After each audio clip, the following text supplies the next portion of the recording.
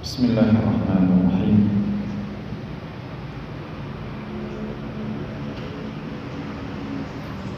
Alhamdulillahi Rabbil Alamin. Wassalatu wassalamu ala ashrafil anbiya'i wal mursalin Nabiyyina Muhammadin wa ala alihi wa ashabihi wa man tabi'ahum bi ihsanin ila yaumiddin. Amma ba'd. Alhamdulillah, kita panjatkan puji dan syukur atas kehadiran Allah Subhanahu wa ta'ala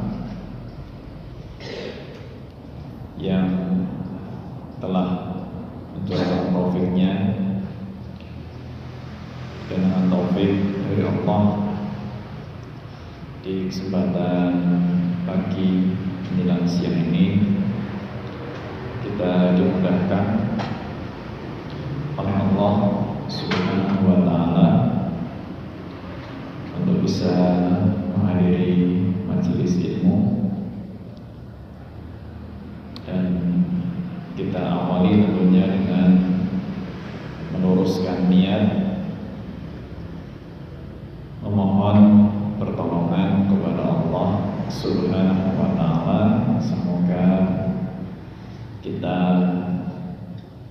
mendapat ilmu yang bermanfaat dan mudah untuk difahami serta diamalkan, dan semoga Allah Subhanahu wa ta'ala memberkahi waktu kita, memberkahi ilmu kita, dan memberkahi hidup kita secara umum bi'idznillah ta'ala. Baik kaum muslimat dan juga kaum muslimin yang dirahmati Allah Subhanahu wa ta'ala, kita akan teruskan pagi ini bahas hadis nomor 189 dan 190 ya, dari hadis Umdatul Ahkam, yang insyaallah tema yang akan kita bahas dari dua hadis tersebut adalah tentang bersegera untuk berbuka puasa. Ini judul untuk flyer ataupun pengumumannya secara ringkas tentang segera berbuka puasa. Segera berbuka puasa.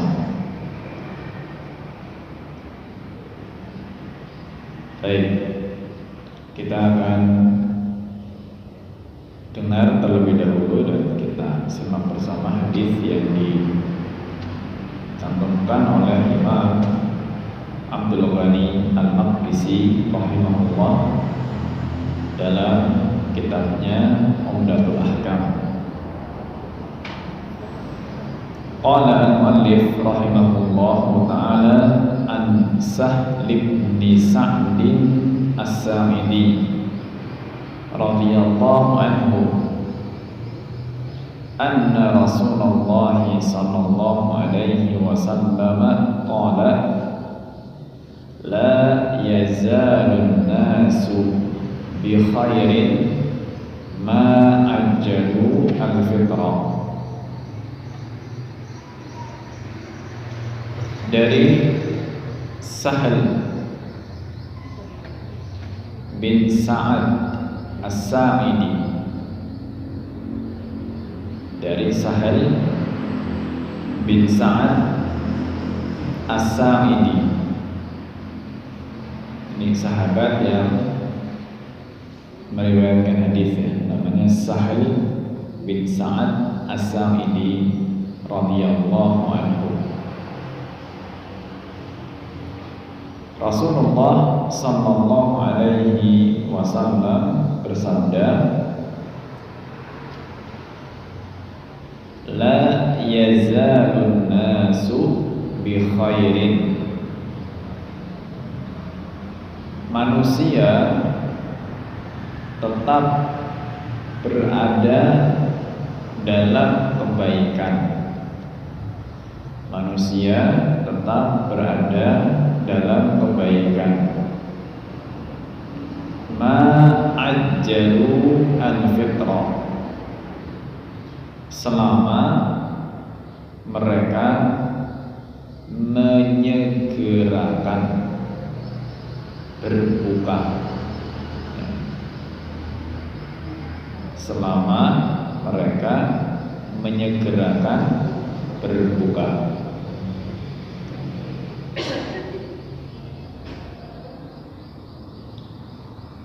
Jadi hadisnya Nabi alaihi salatu wasallam bersabda, manusia tetap berada dalam kebaikan selama mereka menyegerakan berbuka. Hadis ini yang nomor 189 ya, diriwayatkan Imam Bukhari dan Muslim. Dan hadis yang berikutnya nomor 190 disebutkan an Umar bin Khattab radhiyallahu anhu qala Rasulullah sallallahu alaihi wasallam idza aqbala al-lailu min hahuna wa adbara an-naharu min hahuna faqad aftara as-shaim. Dari Umar bin Khattab, hadis yang ke-190 dari Umar bin Khattab radhiyallahu anhu. Rasulullah sallallahu alaihi wasallam bersabda, idza aqbala al-lailu min hahuna, apabila malam datang dari sebelah sini. Apabila malam datang dari sebelah sini.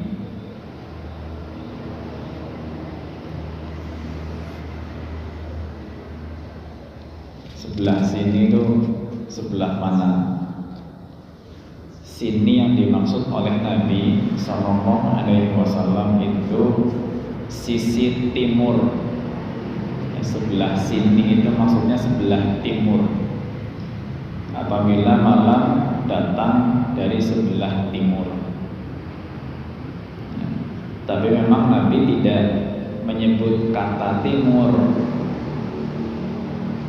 Beliau hanya mengisyaratkan saja dengan anggota badan. Hanya mengisyaratkan dengan anggota badan. Tapi yang dimaksud dengan sabda beliau sebelah sini itu maksudnya sebelah timur. Kemudian wa adbaran naharu min hahuna, dan siang telah pergi dari sebelah sini. Siang telah pergi dari sebelah sini. Sebelah sininya ini yang dimaksud sekarang barat. Siangnya yang dimaksud sebelah barat. Pergi dari sebelah barat. Faqad aftara as-shaimu, maka orang yang berpuasa telah berbuka. Maka orang yang berpuasa telah berbuka. Ya, hadis yang ke-190 tadi lengkapnya. Nabi alaihi salatu wasallam bersabda, idza aqbala al-lailu min hahuna wa adbara an-naharu min hahuna faqad aftara as-shaim. apabila malam datang dari sebelah sini dan siang telah pergi dari sebelah sini, maka orang yang berpuasa telah berbuka. Ini juga hadis riwayat Bukhari dan Muslim. Baik, dua hadis ini kita bahas bersama karena punya satu pembahasan atau satu tema yang sama, yang intinya tadi tentang disyariatkannya untuk segera berbuka. Intinya itu. Jadi bisa kita katakan bahwa poin pertama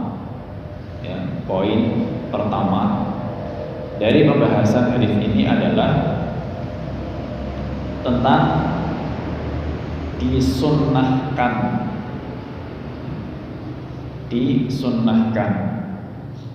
untuk menyegerakan berbuka puasa. Disunnahkan untuk menyegerakan berbuka puasa jika telah yakin bahwa waktu berbuka sudah tiba. Jika telah yakin bahwa waktu berbuka sudah tiba. Nah, ini yang sebetulnya sering kita sebut dengan istilah takjil.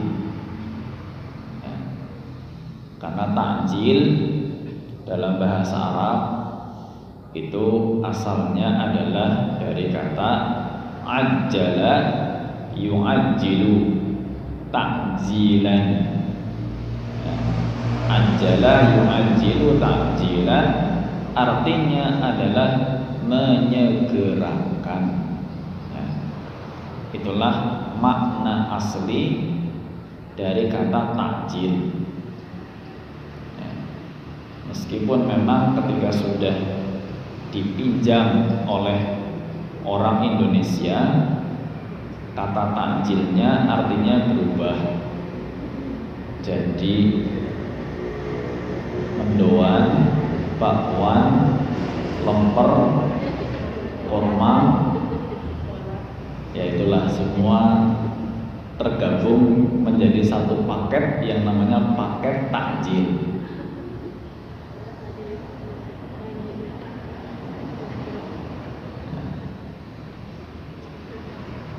Karena kata takjil tadi disebutkan oleh Nabi SAW di hadis yang pertama dibaca, hadis nomor 189, la yazalun nasu bi khairin ma ajjalu al-fitrah.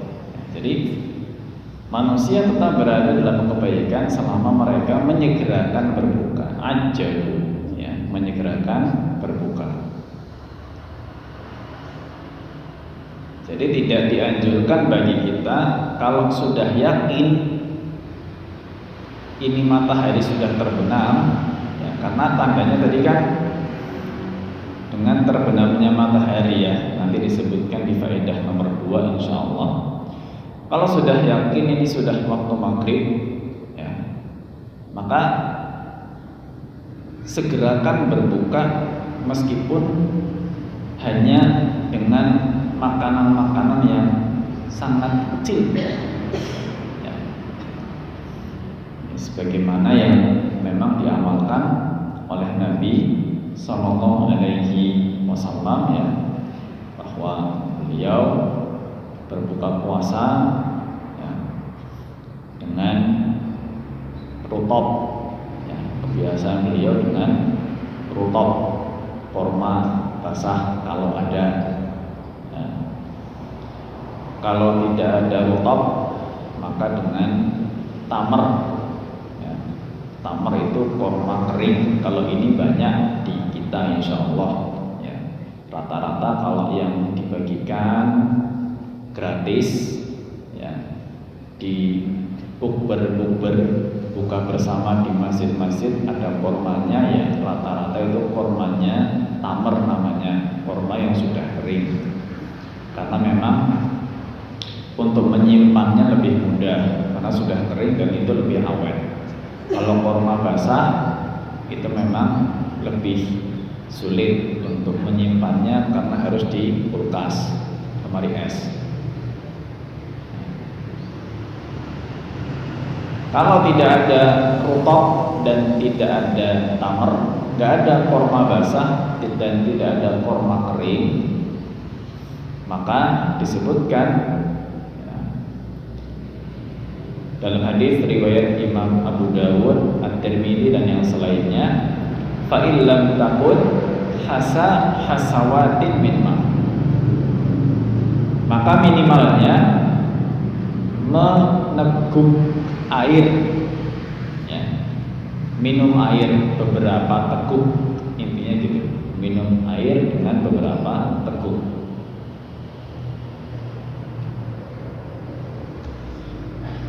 Kalaupun yang tersedia hanya hal yang lain, ya kayak tadi mungkin seleranya beda, ya seadanya makanan ya kita makan itu cukup untuk berbuka puasa, insya Allah. Jadi berusaha untuk menyegerakan berbuka puasa kalau sudah yakin waktunya sudah masuk maghrib. Baik, poin yang kedua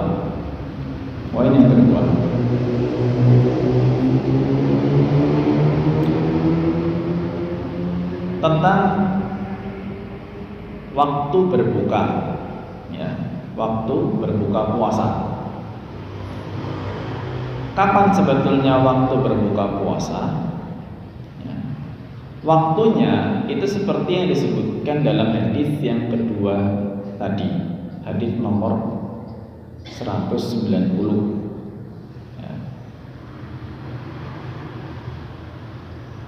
Yaitu intinya adalah saat terbenamnya matahari secara sempurna. Jadi waktu berbuka puasa adalah saat terbenamnya matahari secara sempurna. Itu sebetulnya patokan yang disebutkan dalam dalil, ya, karena tadi Nabi alaihi salatu wasallam bersabda, "Idza aqbala al-lailu min hauna." Kalau malam telah datang dari sini, timur. Ya. Jadi kalau menjelang maghrib, langit yang lebih dahulu gelap itu kan sebelah timur, karena matahari ketika waktu maghrib itu kan di sebelah barat, makanya namanya maghrib. Ya, maghrib itu kan dari kata ghoroba yaghrubu, ya, ghoroba yaghrubu, maknanya apa? Tenggelam atau terbenam, ya, terbenamnya matahari. Sehingga maghrib, ya, itu bisa dimaknai sebagai waktu terbenam dan bisa juga dimaknai sebagai tempat terbenam. Ya, maghrib itu bisa dimaknai sebagai waktu terbenam atau tempat terbenam. Ya, tempat terbenam ya kita katakan maghrib, kemudian kita terjemahkan barat. Ya. Nah, karena waktu maghrib matahari di sebelah barat, maka sisi barat atau arah barat itu relatif masih lebih terang daripada sisi timur yang sudah ditinggalkan oleh matahari.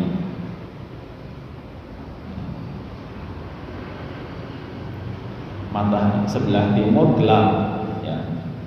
Ketika matahari sudah terbenam pun, ya, kalau kita saksikan sebelah barat, arah barat itu masih cahayanya merah-merah masih, ya.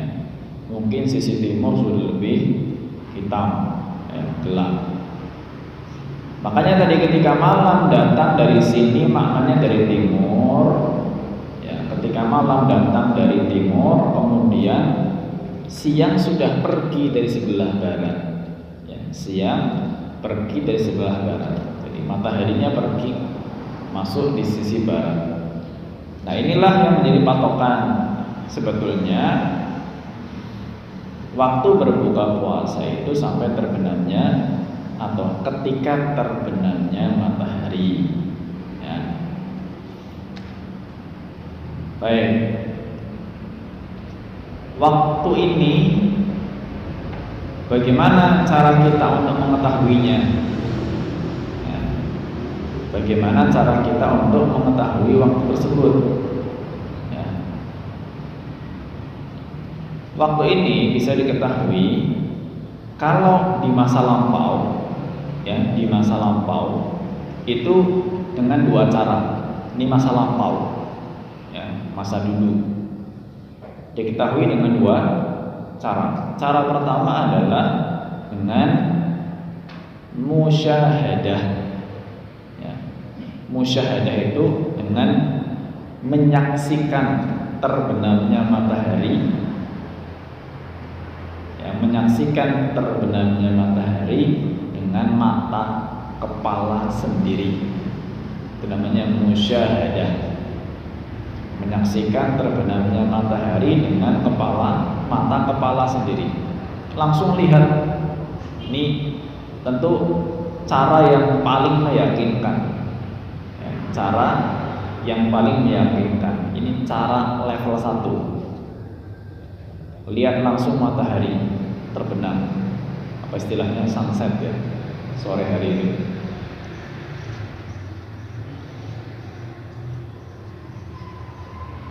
Ini cara yang dulu dipakai. Tentu mudah kalau zaman dulu, ya, karena menyaksikan terbenamnya matahari di padang pasir, ya, itu mudah, ya, sangat mungkin. Kalau tidak bisa menyaksikan langsung, maka dulu cara yang kedua adalah dengan apa? Melalui kabar, ya, dari orang yang dipercaya, ya, kabar dari orang yang dipercaya. Jadi kalau ada orang dipercaya sudah mengabarkan sudah maghrib matahari sudah terbenam, nah itu cukup dijadikan sebagai pedoman untuk berbuka puasa, ya. Maka itu dua cara yang digunakan di zaman dulu, ya, di masa lampau. Pertama adalah melihat langsung matahari terbenam dengan mata kepala sendiri. Yang kedua lewat kabar, ya, yang disampaikan oleh orang yang dipercaya. Nah, di zaman ini muncul cara yang ketiga. Muncul cara yang ketiga. Apa itu? Cara yang ketiga itu kalau kita, ya, mengistilahkannya dalam bahasa Indonesia itu apa yang dinamai dengan jadwal imsakiyah. Itu ungkapan dalam bahasa Indonesia negeri kita, ya. Nah, kalau dalam bahasa Arab sih diistilahkan namanya takwim, ya, takwim. Takwim itu sebetulnya kalender, ya, melalui penentuan kalender, karena biasanya perharinya sudah ditentukan, ya, subuh jam berapa, matahari terbit jam berapa, nanti awal waktu duha jam berapa, zuhur jam berapa, asar, maghrib, isya, ya, semua sudah ditetapkan. Ya, makanya, ya, sebagian kita suka dengar ada istilahnya jadwal sholat abadi.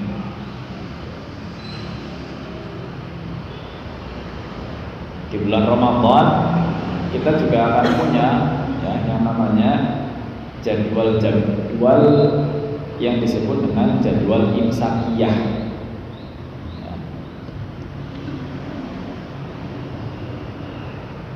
meskipun apakah pengistilahan dengan kata imsakiyah ini tepat atau tidak, saya nggak berani banyak berbicara ya. Saya sebenarnya secara pribadi tidak begitu suka menggunakan istilah jadwal imsakiyah, tapi karena sudah terlanjur jadi istilah umum ya, kita gunakan hanya sekedar untuk mendekatkan pemahaman.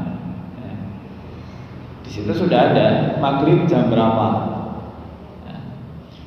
dan dasarnya apa penetapan itu? Dasarnya hisab. Dasarnya adalah hisab, jelas,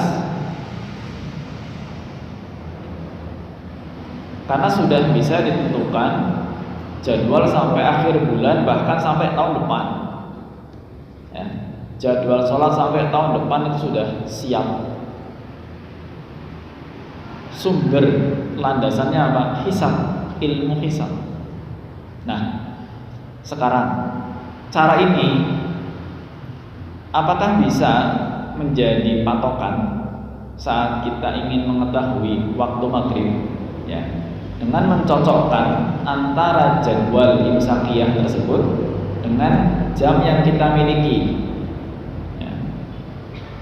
Jam dinding, jam HP, jam tangan. Apalagi sekarang lebih terbantu lagi dengan banyaknya aplikasi ya. Banyaknya aplikasi yang menyuguhkan fitur cukup lengkap ya, per daerah, bahkan di satu daerah ini bisa detail ya. Saya pun menggunakan aplikasi yang cukup detail ya, misalkan saya berada di area Sokaraja, ketika tinggal di Sokaraja maka jadwal sholat betul-betul per menitnya itu menyesuaikan waktu Sokaraja, bukan sekedar waktu Banyumas secara umum, enggak. Sokaraja Sokaraja. Nanti saya pindah ke area Cilongok, itu bisa disetting bagaimana jadwal sholat waktu Cilongok. Nanti di area Purwokerto Tengah itu disetting Purwokerto mana, Purwokerto Timur, Purwokerto Barat. Dan meskipun hanya selisih 1 menit itu akan berubah ya, akan berubah. Masya Allah ya, dengan kemajuan teknologi yang ada, detailing ya, ibaratnya untuk mendetailkan jadwal sholat itu sudah tersedia. Nah, apakah hal-hal kontemporer demikian ya, mulai yang tadinya cuma jadwal dibagikan dalam bentuk kertas, sekarang sudah dalam bentuk aplikasi, itu bisa jadi pedoman untuk masuknya waktu maghrib ya. Maka jawabannya sebatas apa yang saya dapatkan dari fatwa para ulama kontemporer juga, itu boleh ya. Jadwal-jadwal imsakiyah baik yang disebarkan melalui selebaran, poster, ataupun yang tersuguhkan di aplikasi perangkat, itu bisa digunakan sebagai pedoman waktu sholat.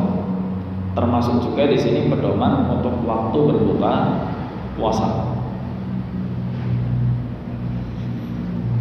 Karena oleh para ulama kontemporer itu memang dipandang sebagai waktu yang cukup jeli penentuannya ya, cukup jeli penentuannya.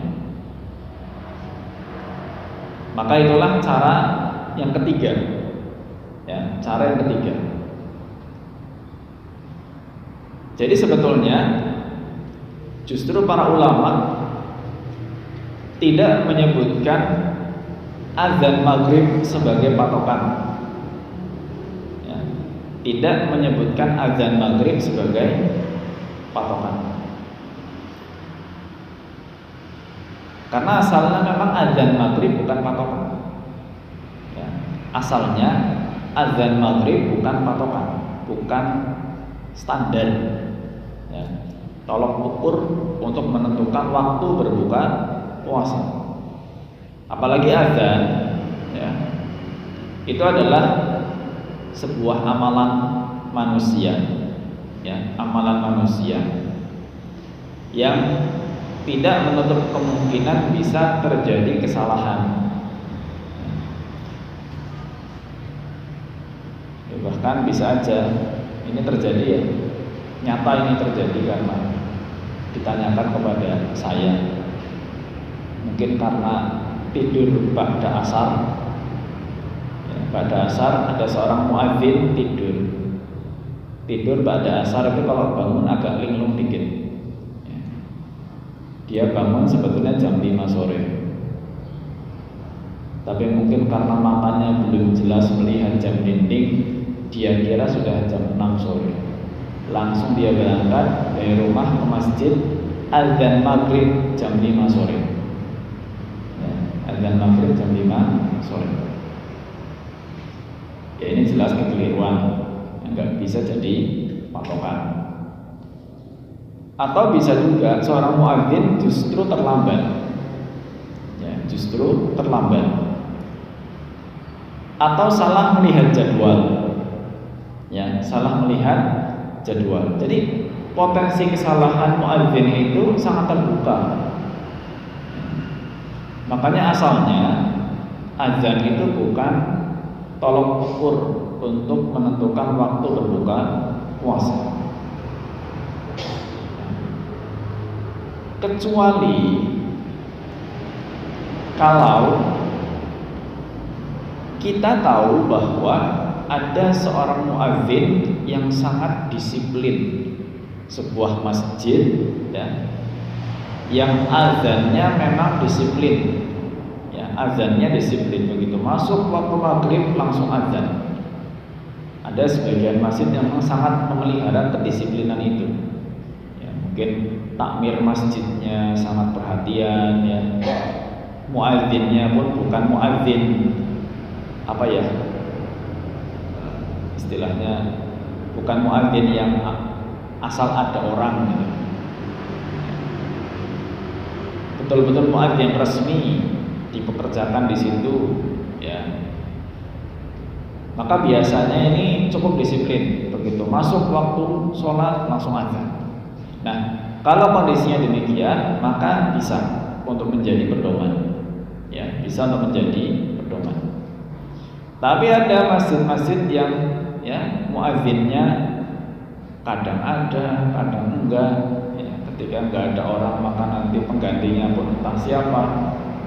Akhirnya azannya entah jam berapa, terlambat, ya. Maka yang seperti ini jelas tidak bisa jadi pedoman. Maka dari itu tadi, ya, sebetulnya yang menjadi tolok ukur pertama tentang terbenamnya matahari ini bisa dengan melihat langsung atau dengan kabar orang yang dipercaya, atau sekarang menggunakan cara kontemporer dengan mencocokkan antara jadwal sholat, ya, dengan waktu yang kita miliki.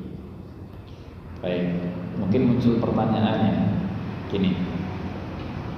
Ini kita masih bicara di poin kedua.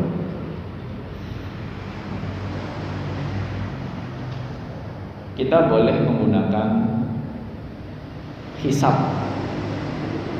ya, boleh menggunakan hisab dalam masalah menentukan waktu sholat. Tapi para ulama yang membolehkan hisab untuk menentukan waktu sholat itu belum tentu mereka membolehkan hisab ketika menentukan awal Ramadan dan awal Lebaran Syawal, ya. Jadi ulama yang membolehkan cara hisab untuk menentukan waktu sholat belum tentu membolehkan hisab untuk digunakan sebagai penentuan awal Ramadan dan awal Syawal, ya. Awal Ramadan dan akhir Ramadan lah, seperti itu. Loh, kok enggak konsisten, ya? Kenapa buat waktu sholat boleh pakai hisab, tapi untuk penentuan Ramadan Mereka justru banyak yang tidak membolehkan itu. Dan kondisi seperti ini jadi bahan perdebatan ya. Nah, loh, kalau sholat aja boleh, ya pakai juga lah sekalian buat menentukan awal Ramadan. Kita pakai hisab setiap hari waktu sholat kita ini kan pakai hisab terus. Ya, mungkin masjid ini pun berazan, melihatnya jam, nggak melihat matahari kan, muadzinnya gitu. Jamnya udah bunyi, ya, alarmnya berbunyi, berazan. Nggak ada lihat matahari dulu. Nanti zuhur misalkan alarm jam digitalnya bunyi, oh langsung azan. Nggak ada kemudian keluar masjid lihat mataharinya, bayangannya seberapa gitu, nggak. Ya. Akhirnya kan menggunakan hitungan, ya hisab jelas itu. Bisa menggunakan hisab untuk waktu sholat, terus kenapa nggak menggunakan hisab untuk awal Ramadan dan akhir Ramadan? Jawabannya, Rasul Sallallahu Alaihi Wasallam. Ya, ini jawaban pertama. Rasul Sallallahu Alaihi Wasallam, ya, ketika mengajarkan penetapan Ramadan dan Syawal.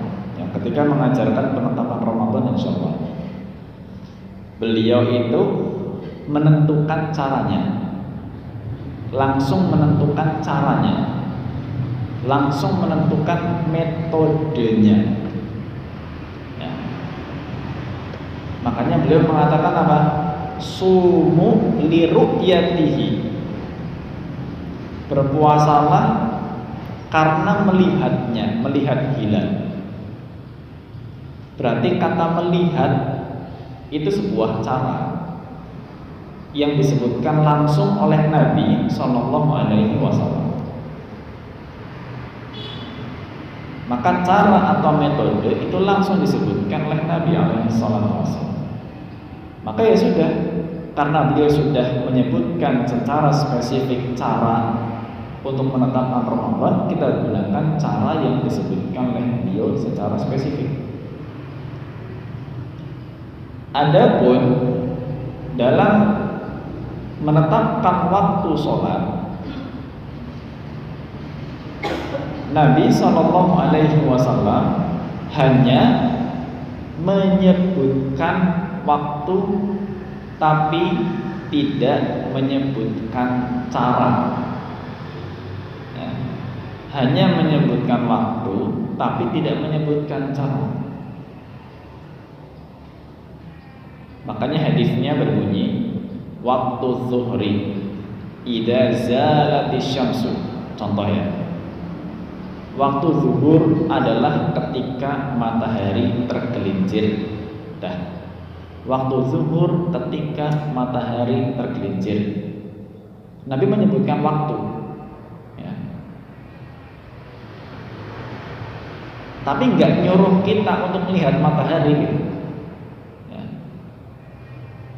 Gak ada kata perintah untuk melihat. Beliau hanya menyebutkan ketika matahari tergelincir. Lagian gak mungkin juga kita melihat matahari. Gimana caranya melihat matahari tergelincir? Mau melihat bayangan, ya belum tentu juga kita bisa menggunakan cara itu dengan tepat. Makanya dia menyebutkan waktu tapi tidak menyebutkan cara. Makanya berarti ketika penentuan waktu sholat ini, caranya itu terbuka. Caranya terbuka, jadi tidak dibatasi, ya. Terbuka dan tidak dibatasi. Karena beliau tidak menyebutkan cara secara spesifik. Silahkan, cara apapun boleh dipakai untuk mengetahui kapan matahari itu tergelincir.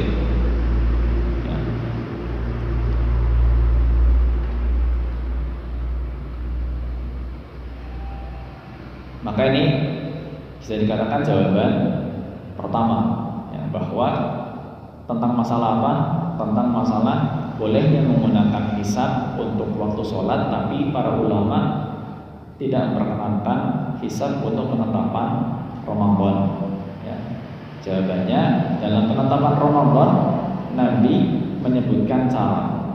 Ya, tapi dalam menetapkan sholat Nabi hanya menyebutkan waktu tanpa menyebutkan cara. Ya, caranya bebas. Jawaban kedua, ya, penggunaan hisab atau lebih tepatnya perkiraan, ya, menggunakan hisab atau perkiraan untuk waktu sholat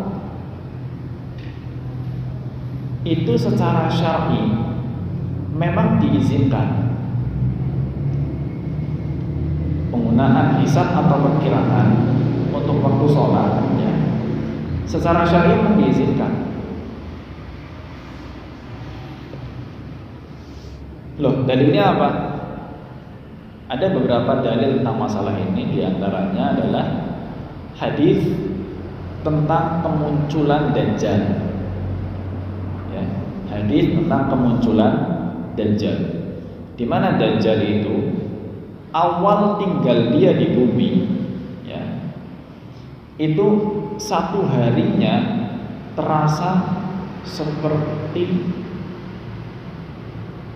1 tahun. Ya.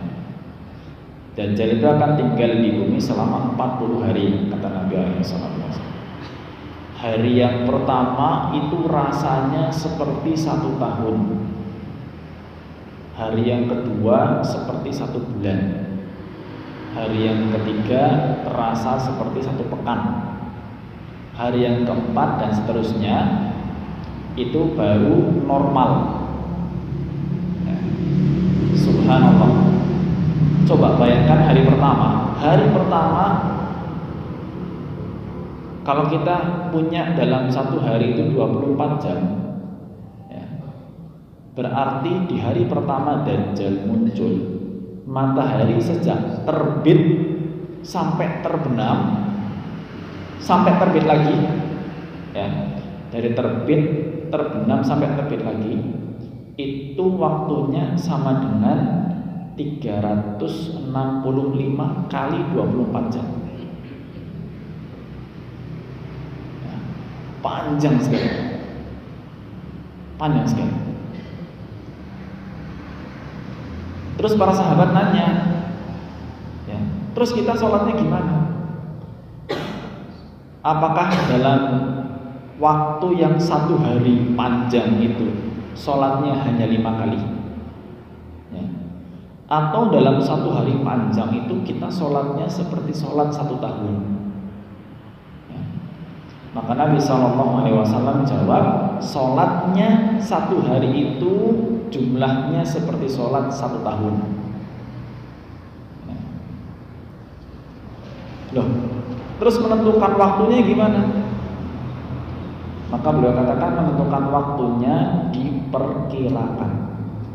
Ya, diperkirakan aja sesuai dengan kebiasaannya. Ya. Meskipun matahari ini masih di atas, ya, tapi 24 jam berkali-kali jalan terus. Ya. Inilah landasan dalam syariat yang menyebutkan atau mengisyaratkan, ya, perkiraan dalam waktu sholat itu boleh, ya, khususnya nanti ketika di akhir zaman. Nah, ada juga dalil yang kedua. Ini juga nanti dalil sebetulnya berkaitan dengan poin yang keempat, ya. Yaitu apa? Ketika pernah para sahabat itu, ya, para sahabat di suatu bulan Ramadan terjadi mendung, ya, terjadi mendung.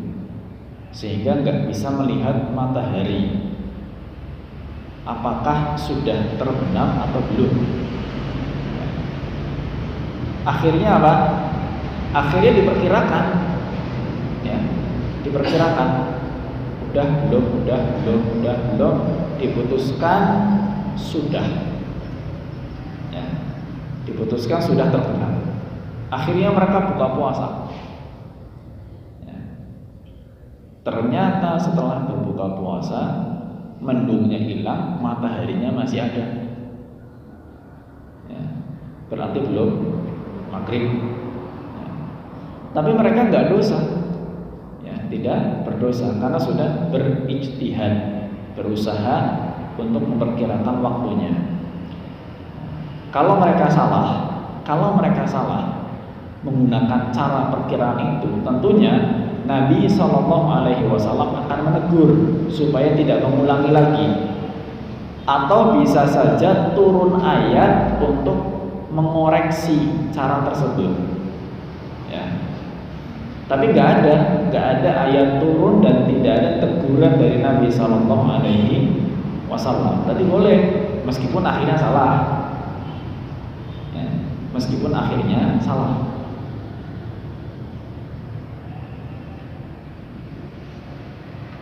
Inilah beberapa dalil yang mengisyaratkan bolehnya penggunaan hisab atau perkiraan dalam menentukan waktu sholat. Itu tadi dua jawaban tentang, ya, pertanyaan yang mungkin saja muncul, kenapa boleh pakai hisab untuk sholat tapi enggak untuk penetapan Ramadan. Baik, kita beralih ke poin yang ketiga dari kaidah hadis ini. Tentang apa yang ketiga ini? Tentang apa hikmah, ya, apa hikmah dari menyegerakan berbuka puasa. Hikmahnya apa? Kenapa kalau kita disuruh segera gitu? Anjurannya segera. Justru kalau ditunda, ya, nanti gitu, itu makruh, ya, nggak disukai dalam agama. Hikmahnya pertama adalah menyelisihi puasanya ahli kitab, khususnya orang-orang Yahudi, ya, menyelisihi puasanya ahli kitab, ya, khususnya orang-orang Yahudi. Kenapa? Karena orang-orang Yahudi itu, ya, mereka kalau puasa berbukanya itu nunggu sampai munculnya bintang, ya, menunggu sampai munculnya bintang. Itulah puasanya ahli kitab. Disebutkan dalam hadis yang diriwayatkan oleh Imam Ibnu Khuzaimah, Ibnu Hibban, dan Al-Hakim. Ya, hadis riwayat Imam Ibnu Khuzaimah, Ibnu Hibban, dan Al-Hakim. Nabi alaihi salatu wasallam bersabda, "La tazalu ummati ala sunnati ma lam tantadhir bi fitrihan nujum."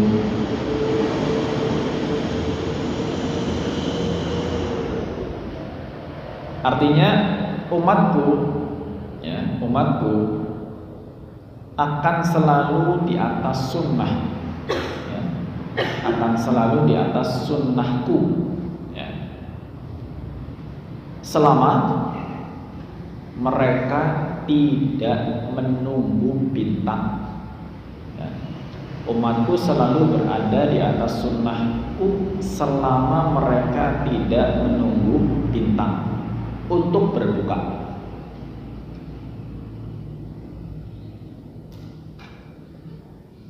Kenapa kok diperingatkan? Ya karena itulah puasanya orang-orang di kitab dulu seperti itu.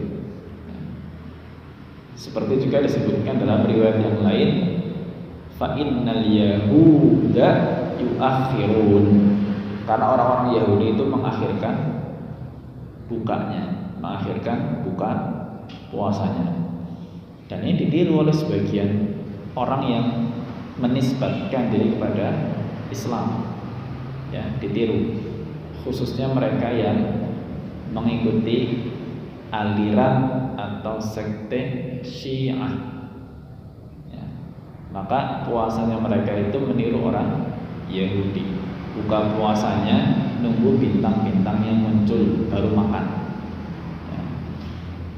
Maka ini hikmah pertama, ya, supaya menyelisih orang Yahudi atau ahli kitab, ya.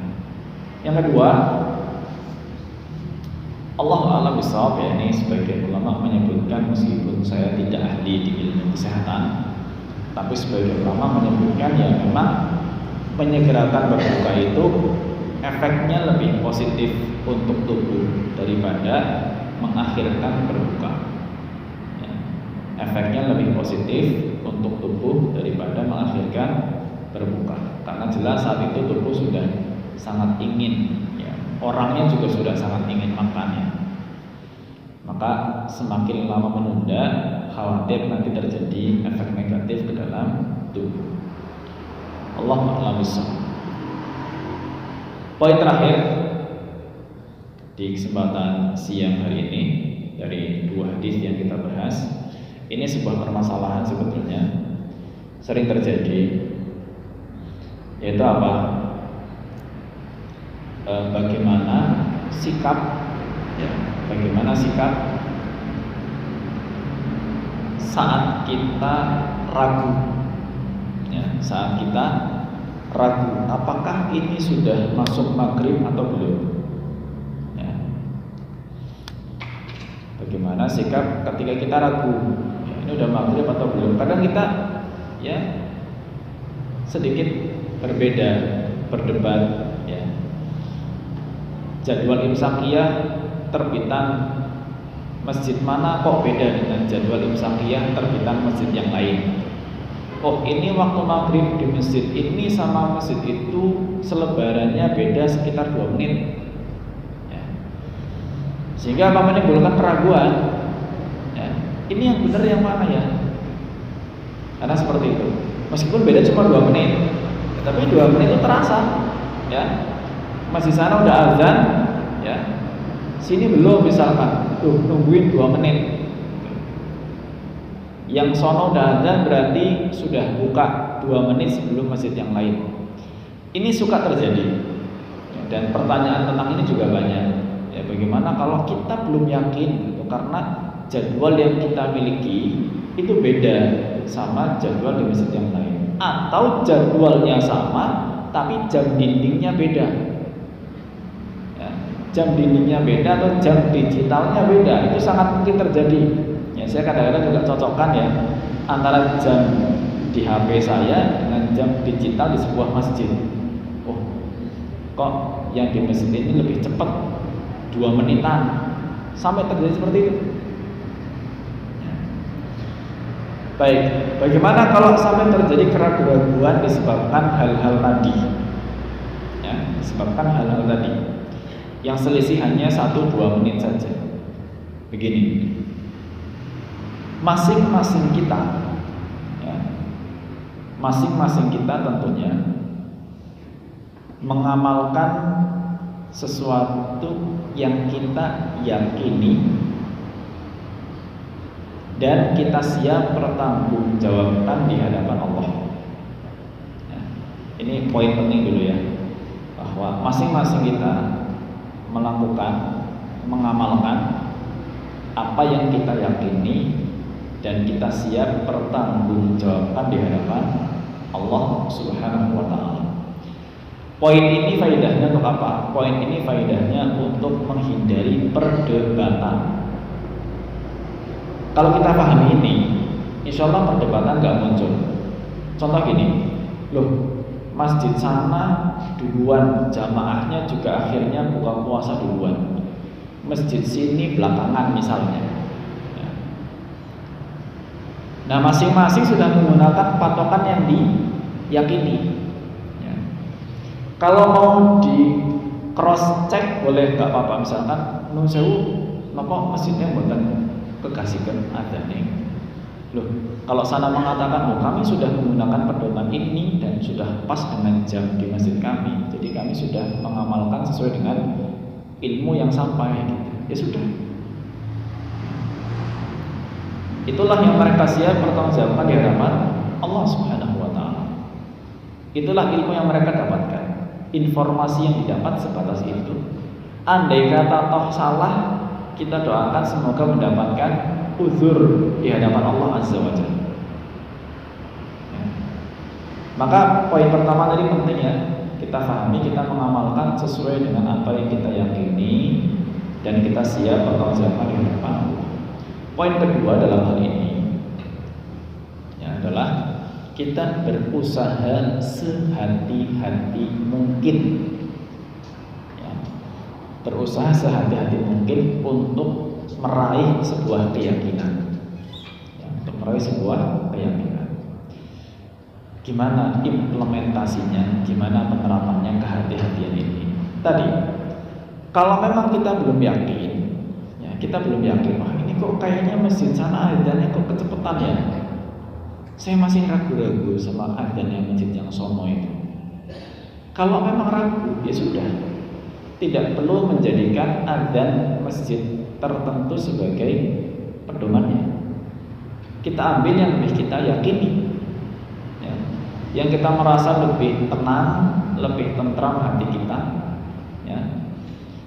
Dan kalaupun misalkan mengambil jarak waktu hanya 2 menitan sampai menanti sebuah keyakinan gitu ya, saya lebih yakin kalau saya nunggu 2 menitan sesuai dengan jadwal yang saya punya. Tidak apa-apa, itu bagus, ya, itu bagus, lebih aman, ya, lebih aman seperti itu. Maka kita berusaha untuk sehati-hati mungkin supaya kita tidak terlalu awal. Nanti kalau sudah yakin masuk, baru silahkan menyegerakan berbuka puasa. Insya Allah kehati-hatian ini tidak bertentangan dengan sunnah untuk menyegerakan berbuka, ya. Baik, ini kiranya yang bisa disampaikan di kesempatan siang hari ini, ya. Semoga Allah Subhanahu wa Ta'ala berkahi. Dan ini sudah pukul 11, ya. Mungkin cukupkan dulu. Semoga ya nanti memang kalau ada hal-hal yang perlu ditanyakan bisa ditanyakan, ya. Kalau tidak, ya sebagian muslimat mungkin menyampaikannya secara pribadi, ya tidak apa-apa, nanti dijawab insya Allah. Kurang lebihnya mohon maaf dan jazakumullahu khairan atas perhatian dan kesabarannya. Wassallallahu ala nabiyyina Muhammad wa ala alihi wa sahbihi wa baraka wa sallam wa akhiru da'wana alhamdulillahi rabbil alamin. Kami akhiri subhanallahumma wa bihamdika asyhadu an la ilaha illa anta astaghfiruka wa atubu ilaik. Billahi taufiq wal hidayah. Assalamualaikum warahmatullahi wabarakatuh.